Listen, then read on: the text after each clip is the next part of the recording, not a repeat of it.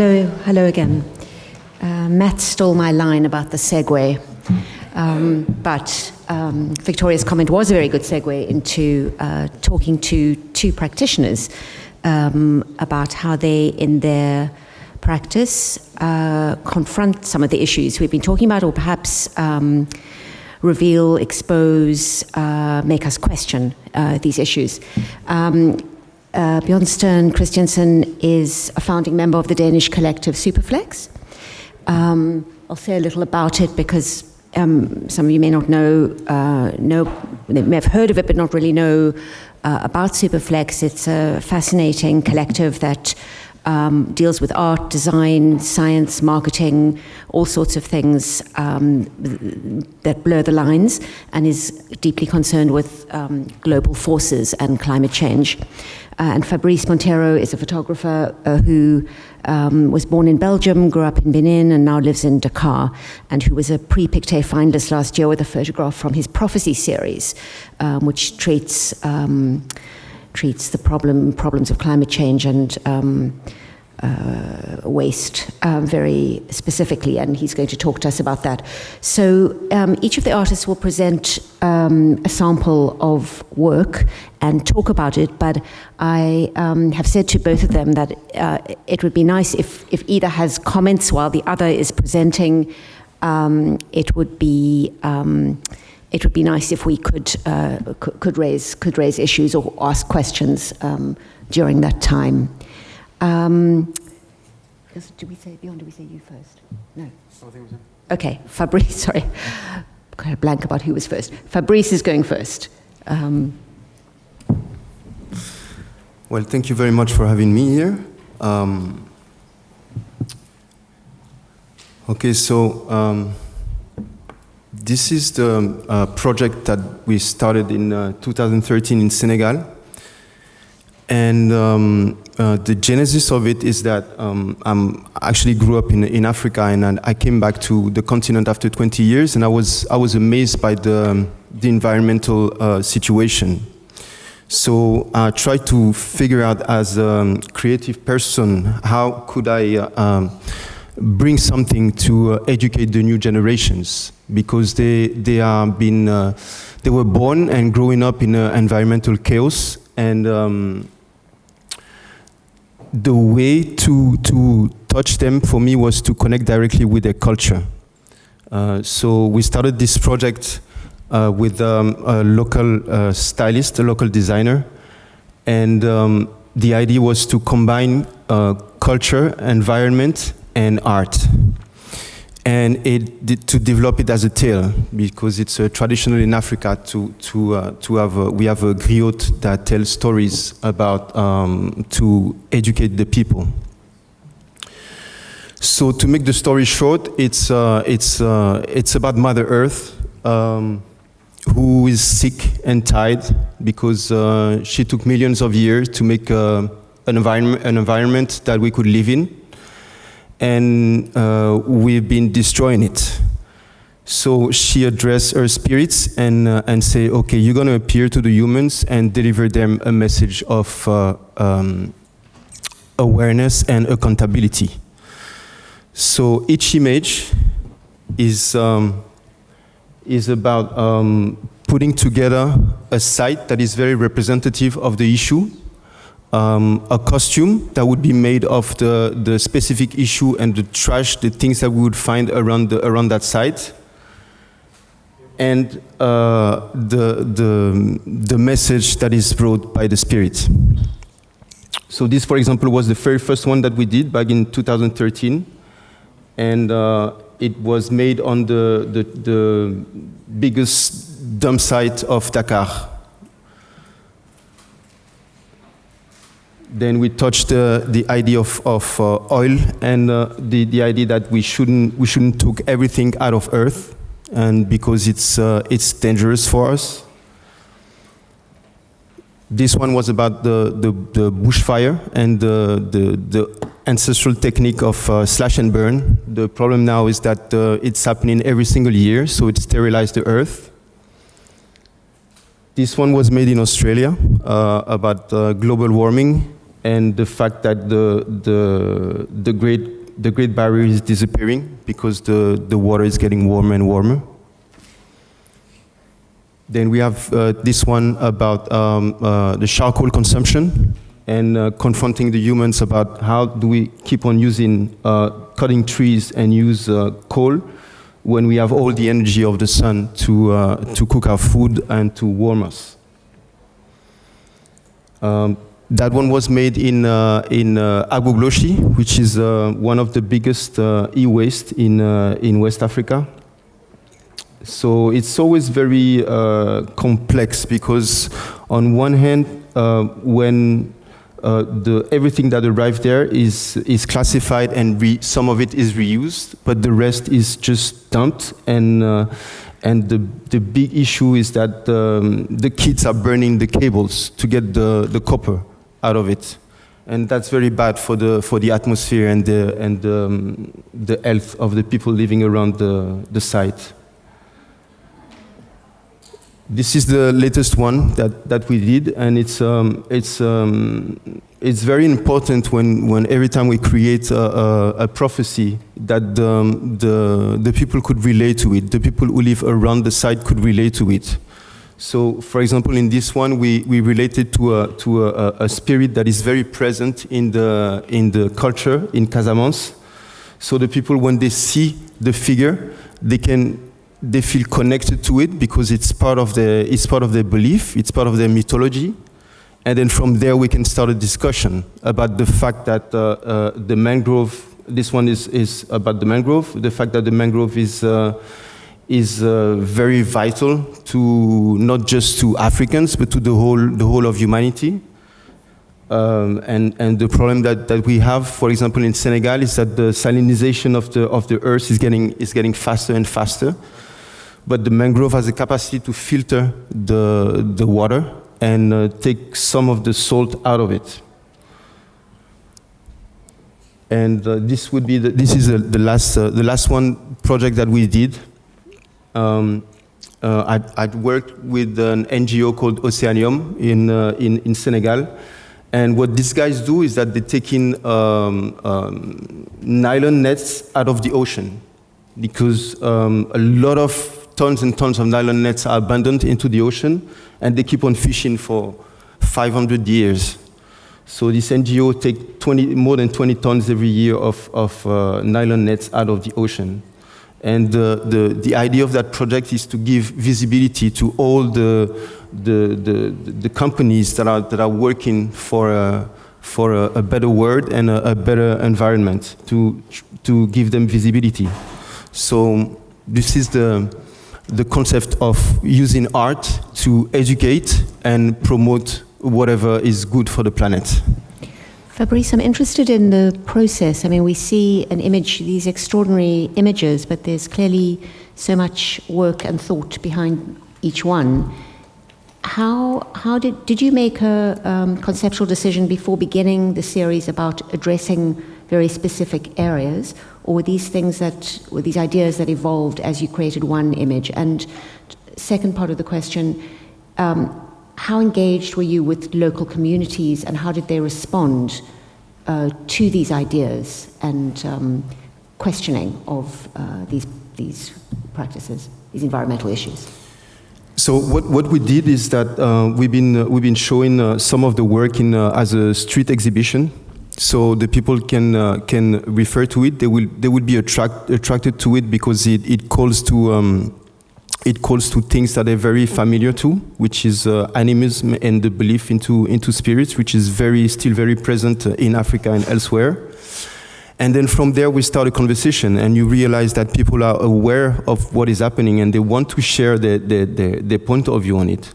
And I think this is of course, art is not going to change the world, but it can contribute to initiate a conversation, to put a question to the table, and this topic that should be, in my personal opinion, that should be number one in the time that we are living. And also one thing that is very important is that it's relating to the native cultures, because one thing that we notice is that with globalization, and modernism, we kind of lost the traditional way of inhabiting the planet, that were respecting the environment, that were living in harmony with the environment. And we got into this global race of consumerism and super capitalism, like we always want more and more and more, when the planet cannot give us eternal growth. So it's kind of invitation to find a balance between this modernism and the traditional way that we used to live. For example, now in Senegal, there's this new tendency to build houses with earth instead of cement, and a lot of different things like that could make the difference and start to make the southern countries believe that it's not what the Western world brought is not was in the name of civilization, and where civilization brought us right now is the destruction of the environment. So we really need to find a balance between what we've been knowing for centuries and what the modern world can offer. Bjørn, did you want to comment? Yes. We spoke this morning about maybe a change of narrative. We spoke about that maybe also change of power relations between North and South, or particularly Global South. We've also worked a lot in East Africa for many years, and you mentioned that there's a lot of knowledge there about the reuse of material, which is in Africa, in reusing of car parts, to changing it to being used for radio or playfulness and so on. So I think there's a need, and also through your artwork, in using the myths, but also really a necessity of changing the narrative of them and us, by bringing a focus to the capacities and knowledge that exist there in reusing material, because we have, in a way, produced enough material, but we don't know in the north and the west, or the more richer parts of the world, how to reuse those materials. And that knowledge lies with the people in Africa, for example. Bjørn, I think maybe we should move to your presentation, and then we can keep the conversation going through that. Yes, hello. So maybe I should use this one. So I'm gonna bombard you with images and input. So I'm Bjørn from SUPERFLEX, an artist collective in Copenhagen. So at the very early days, now 30 years ago, we decided that we wanted to challenge the myth of the artistic genius in creating the artist SUPERFLEX, or creating the collective body. So completely moving away from me as the genius, instead of focusing on the exchange between people and between other species as well. So from that knowledge, then 10 years later, we were invited by the Copenhagen city to develop a public space in a part of Copenhagen that was deprived, looked upon quite negatively in the public space. But we discovered very fast that there was a population of 60 different nationalities, and pluralistic, also in terms of different types of properties, real estate. So we thought it was interesting to make a strict concept. So we created a square that is the multifunction square, red. We created a black square that's more of a calm square, and a long green area. But mostly important, we thought that it was important to bring focus on the value of this plurality and differences between people. So we asked everyone to promote and propose objects of desire and memory. So all city objects are proposed by citizens living in the area. And we then went further on. We then went to what we call participation extreme, because certain models, when you engage in city planning, is that, you have to have citizen involvement. You have to create these spaces where people can exchange and say their opinion. that's not really a democratic process because someone represents someone else and thinks they represent and speak on behalf of someone. So for example, we went through the area and we met 2 young girls of Palestinian descent. They wanted to go to Palestine, and normally what you do when you are lucky to get to Palestine, you bring back a little glass of soil. So they wanted to bring back 4 cubic meter of soil that now form the hill of the Black Square. These are some examples. So at every object there was a signage saying in Danish bench, or in Danish and in German, for example. So each of the objects also carry a narrative and a story. So this was the idea of the expanded collective, so taking our own collective to the extreme. This is the Black Square.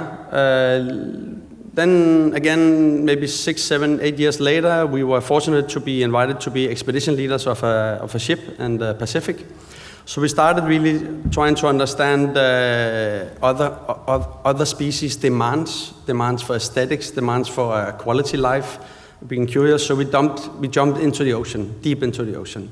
And there we became aware of artistic preferences, we call them, certain materials, what would create diversity. So we started then implementing that into our own way of thinking. We call that interspecies living in the studio.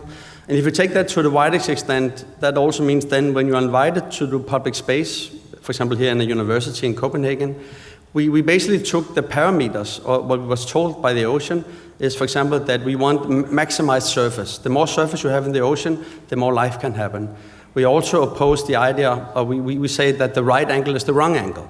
You know, you have walls that are strict and straight. Not much natural life can actually use that for anything. We need cracks and holes and surfaces. So we started developing together with a famous brick company, bricks that can only be curved. You can only create organic space. And we created some that are more porous, some that are more organic, there's holes. And this is inside the university that is a classical grid structure. So you go fast from A to B. But here we implemented these structures, so you have to go slow, you have to curve, you have to maybe meet someone else and you have to stop.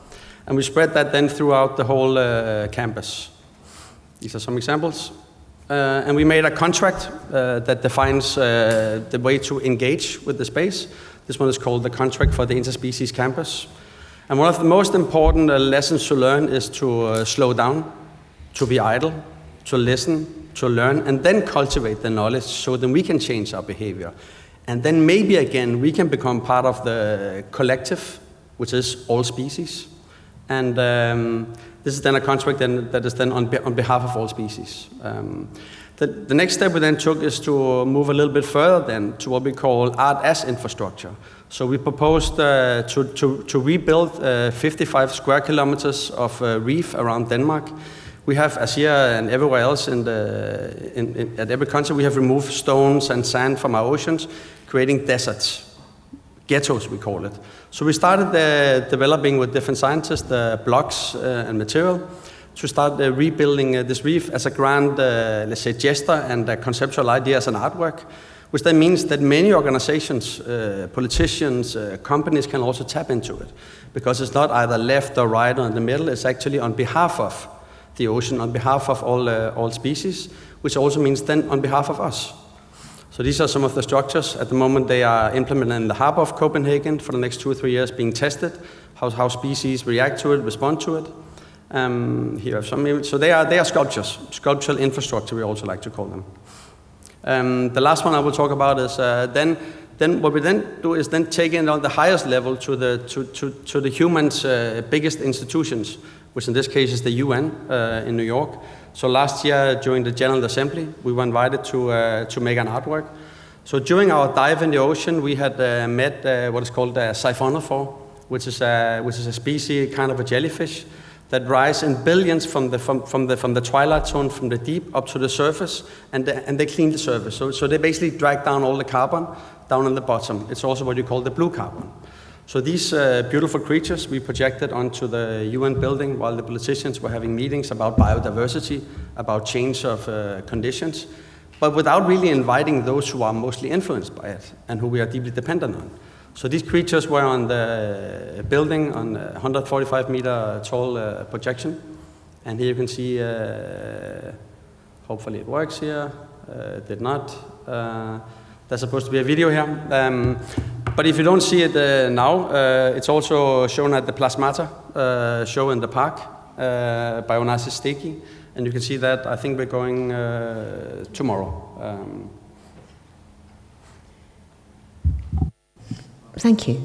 I suppose the thing that I want to ask you both is how much impact you feel these artistic interventions have. You know, they're wonderful, they're striking. If we're looking at them in an art world context, we are engaged and fascinated. But how much impact do they have? Do you feel that people are brought to think harder about these issues, made to change their ways? Or is that not your responsibility? Oh, it's definitely our responsibility. As artists, we are either taking a space, literally we are taking a space that we would like to do an artwork here, or we're being invited into a museum that is also public space, into public space, like a park in Copenhagen. So it's our responsibility to listen, to learn, and try to also challenge and look for frictions in society and see how we can enter with something that from our point is valuable. And then you continue a conversation over a long time. So for example, the park in Copenhagen, Superkilen, yesterday my partner Jakob was there, and there was a gigantic skateboard competition and so forth, where they were skating on the Black Hill. And at the same time you had Palestinians there talking about their conditions. And it's a place that people have then taken on. It's become their ownership, and they are not destroying any part of the park, which is quite unusual. But yes, it is the artist's responsibility to keep on the relationship and not just leave, but continue a long-term action. And that's maybe the most difficult thing for an artist, is to really continue. Or you make sure that the organizations you work with are also capable of working with a work that is participatory and evolving over time, which actually quite few museums, for example, are capable of, because they move on to the next show and the next show. So that's maybe where we have to also look carefully into who are our partners and who do we work with when it's public space. What about you, Fabrice? Well, it's hard to measure the impact of the work, but I think the most important thing is to take part into the changing, to treat the subject and to try to bring it in the best way to the people that don't necessarily go to museum or know how to read and that's I think that's the whole point of the work, is to be a catalyzer, to bring the attention to what we are going through now, because a lot of in certain countries a lot of people don't concerned about it yet because they have other priorities. But then when you treat the subject through the things that are important to them, which is their belief, their culture, their own mythologies, then you really bring the subject to the table, and they start to reconsider the way they are approaching their environment. So I think if as artists we have a role to play, is to be catalyzers, to bring the what is important to the table, and of course, I mean, we're not going to change the world, but we can contribute to create that conversation that will eventually change the way we are inhabiting this planet. What about some of the issues that were raised in the last panel? How do you, as artists, as practitioners, deal with the issues of your artworks traveling, you traveling to set up the artworks, in your case, Bjørn, I think there are materials and building considerations that need to be taken into account. Do you think about that or worry about that? Yes, absolutely. We started already 3 years ago looking at our companies, CO2 emissions, every study, and everything pointed to the same as was presented earlier about the transportation, cargo, shipping, and so on. And the thing you could then respond to would be that you start planning better and you start challenging all the institutions who say, I want this in the last moment. You say, no, we work on a long term, right? But foremost, it is to work in every context with the relevant medium, with the relevant material, with the relevant people. You have a conversation. So what is reasonable here to ship? What is not? And we work with the medium of film. You can send a little file, either using the digital, but then you also use a power, or you can also try to send a little file. But it's just trying to have a discussion with those who you work with, and then you find the best means, and then you can challenge the way we use, and pollute. By the way, yeah. Well, in my case, yet we've been building, created like 15 installations, and they're all biodegradable, so they don't last in time. So you cannot travel them from one place to the other because they just disappear with time. So every time you have to recreate something, and if we go somewhere, then we have to use the material that is available around us. So that is one thing. But of course, on the other hand, we still have, I think the fact that we are in a transition phase, of course, we have some kind of schizophrenic still attitude. Like I'm here, I flew all the way from Senegal to talk to a few people, which is an honor, but still the carbon print is important.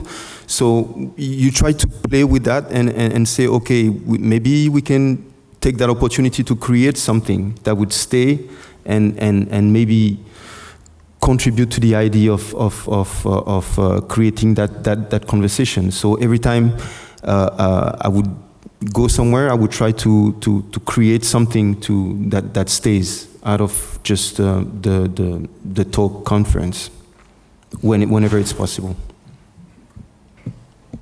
We have a few minutes for questions, if anyone has.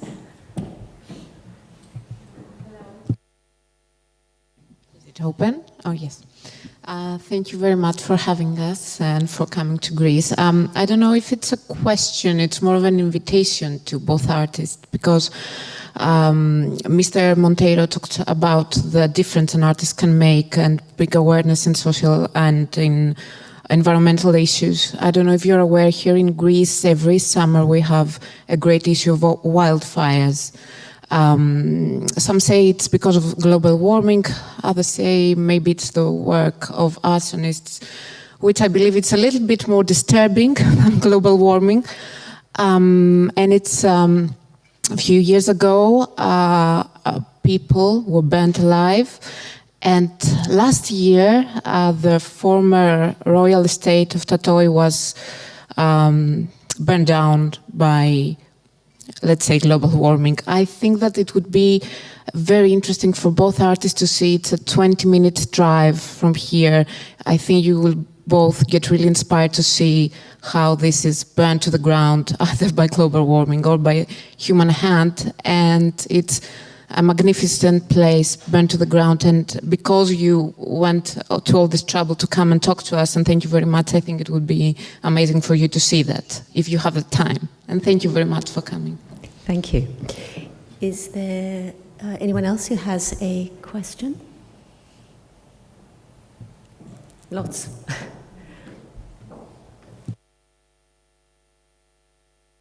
Hello, my name is Venetia Copernicus. Thank you for inviting me. And I have a question for Bjørn Christiansen, which I think my question might connect with the panelists of this morning. Obviously, you're quite a pioneer, starting SUPERFLEX really back in the mid-90s, 93, 94. So taking, if you can, I know we're running out of time, but just something that hasn't been mentioned in this talk. Taking the exhibition space out of the physical, of the inside into the city, and we're talking about 1993 when you started the SUPERFLEX. Can you share with us who were yours? Because right now you have a huge team, architects, board members, etc., etc. How did you start? How was your supportive platform when you start, besides the collectiveness with your other artists? Was the city, was the museums, were the galleries, were organizations? Of course, you were in Copenhagen, so I think that kind of information can bring some light into a lot of participants here, a lot of artists as well. Thank you. Thank you. Surely where you are from and where you produce from is crucial for what you are able to do. You also build upon a history. So for example, in Denmark, there had been several collectives in the 30s, 40s, 50s, 60s. So, and both my parents are also part of certain artistic movements. So for us, it was natural to work collectively because we believe in that dynamic.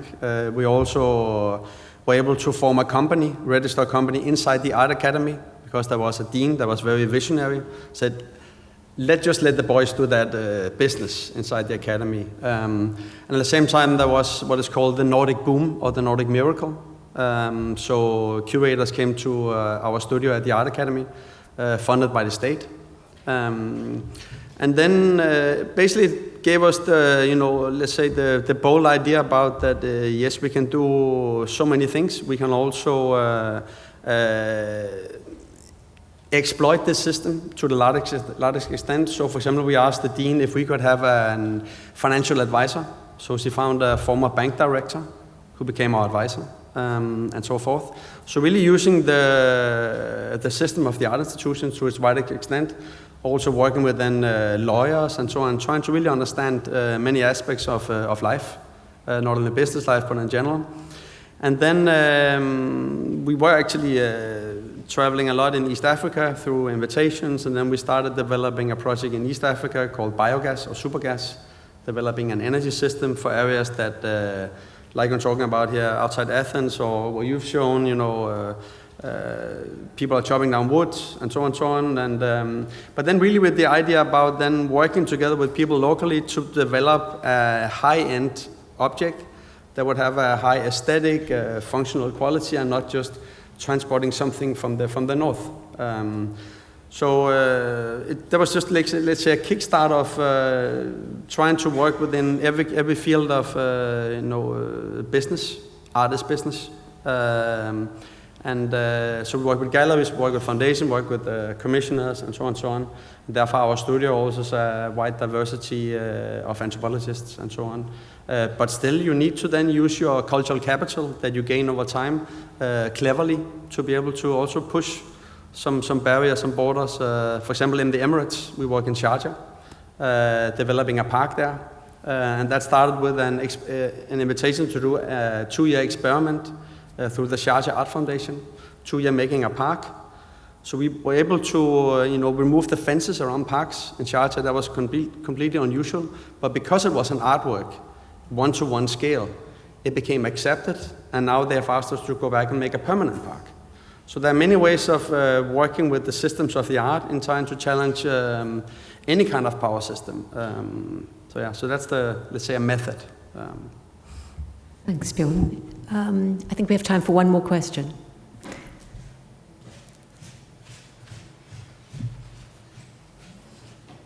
Thank you. Is it on? Hello? Yes. Okay, just before the COVID, I heard in New York when a group of people, they were Chinese, that the Chinese were collecting tons of plastic, they recycled, and they were planning to do gigantic pieces of art there. Of course, I never heard, after that COVID, I never heard anything. Do you have an idea if something like that was happening in China or executed?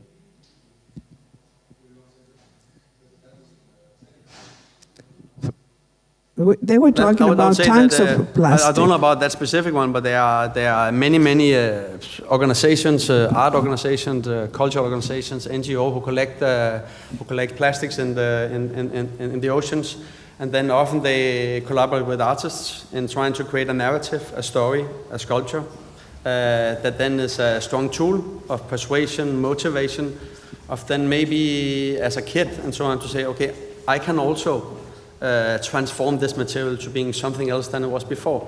And I think that is actually a key of this whole panels, and also the one before, is transformation of material, transformation of buildings, transformation of institutions.